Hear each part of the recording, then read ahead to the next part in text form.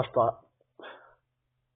नमस्कार महाराष्ट्रातील लाखो शेतकरी बांधवांनो, तुमच्यासाठी एक ऐतिहासिक आणि आनंदाची बातमी घेऊन आलो आहोत. महायुती सरकारने जाहीर केली आहे पुण्यश्लोक अहिल्यादेवी होळकर शेतकरी कर्जमाफी योजना. केवळ कर्जमाफी नाही, हे आहे तुमच्या स्वप्नांना नवी उभारी देणारे वचन. मुख्यमंत्री देवेंद्र फडणवीस यांनी सादर केलेल्या 2026-27 या अर्थसंकल्पात ही महत्त्वाची योजना जाहीर करण्यात आली आहे.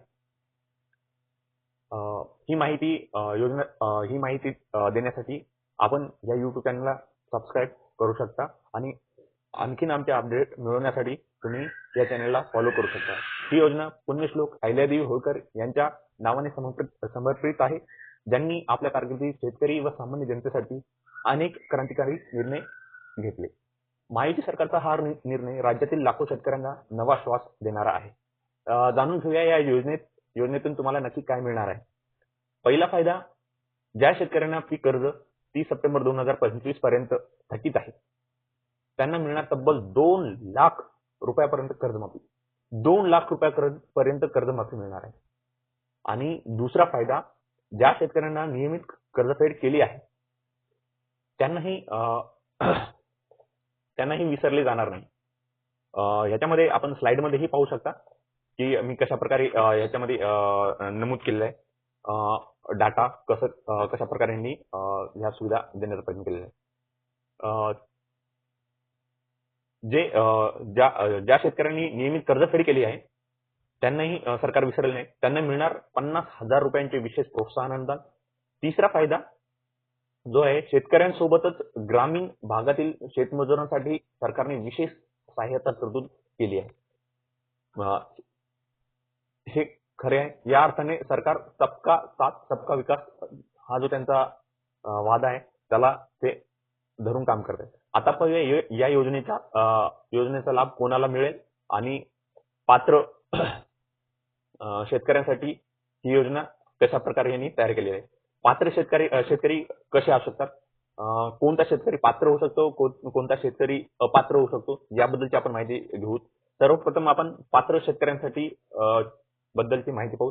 पात्र शेतकरी, एक शेतकरी महाराष्ट्रात नोंदणीकृत असावा. 2 ज्याचे पीक कर्ज 30 सप्टेंबर 2025 पर्यंत थकीत आहे. 3 बँका किंवा सरकारी संस्थांकडून कर्ज घेतलेले शेतकरी यांनाच हा लाभ मिळणार आहे. 4 नैसर्गिक आपत्तीमुळे कर्ज भरता न आलेले शेतकरी, अशा शेतकऱ्यांना सुद्धा याचा लाभ होणार आहे. 5 आधार कार्ड बँक खात्याशी लिंक केलेले शेतकरी. आता थोडे महत्वाचे, कोणाला लाभ मिळणार नाही, सरकार नोकरदार कुटुंबातील सदस्य, जर सरकारी नोकरदार असेल त्या कुटुंबातील सदस्य तर त्याला हा लाभ मिळणार नाही. आयकर भरणारे व्यक्ती असतील त्यांनाही हा लाभ मिळणार नाही. आणि आधार बँक लिंक नसलेले लाभार्थी सुद्धा, अशांना सुद्धा हा लाभ मिळणार नाही. म्हणून आजच आपल्या बँकेशी आपलं आधार कार्ड प्रॉपरली त्याला लिंक करून घ्या आणि आपल्या जवळ नजीक आपल्या सेंटर असतात त्यांना जाऊन भेट द्या. तिथे त्यांना सांगा की आमचं असं आहे, त्यांना रिक्वायरमेंट सांगा आणि अधिक माहिती तुम्हाला तेही देतील. पण याच्यामध्ये मी जी माहिती कव्हर करतो ती खूपच महत्वाची आहे. लाभ मिळवणे अगदी सोपं आहे. फक्त 5 टप्प्यात तुमचा अर्ज पूर्ण होईल. पहिला टप्पा, तुमचे आधार कार्ड तुमच्या बँक खात्याशी लिंक करा. जवळच्या बँक खात्यात किंवा CSC केंद्र जा. त्याच्यानंतर दुसरा टप्पा आहे, आवश्यक कागदपत्रे जमा करा. आधार, 7/12, बँक पासबुक आणि कर्जाची कागदपत्रे. त्याच्यानंतर शेतकरी मित्रांनो, आपला तिसरा टप्पा जो आहे, आपले सरकार हे एक पोर्टल आहे, वेबसाईट आहे, जाऊन त्याला ऑनलाईन अर्ज करा.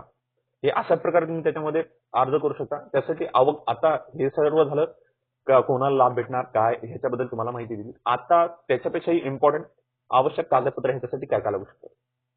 कागदपत्रे आधीच तयार ठेवा, वेळ वाचवा, वेळेत जा. उन्हाळ्याचे दिवस आहेत, स्वतःची काळजी घ्या. लागणारी कागदपत्रे, एक आधार कार्ड बँकेशी लिंक असलेले पाहिजे. दुसरं 7/12 जमिनीचा अधिकृत 7/12 असला पाहिजे. तिसरं पासबुक तुमच्या बँकेचं ज्याच्यावर तुमचं कर्ज आहे. दुसरे मूळ कागदपत्रे सगळे सोबत ठेवा.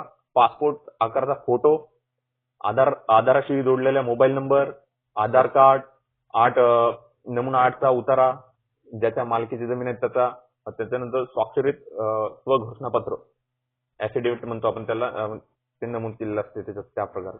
सर्व कागदपत्राची ओरिजिनल प्रत आणि त्याचे झेरॉक्स हे जर तुम्ही सोबत घेऊन गेले तर तुम्हाला कुठल्या प्रकारची अडचण येणार नाही.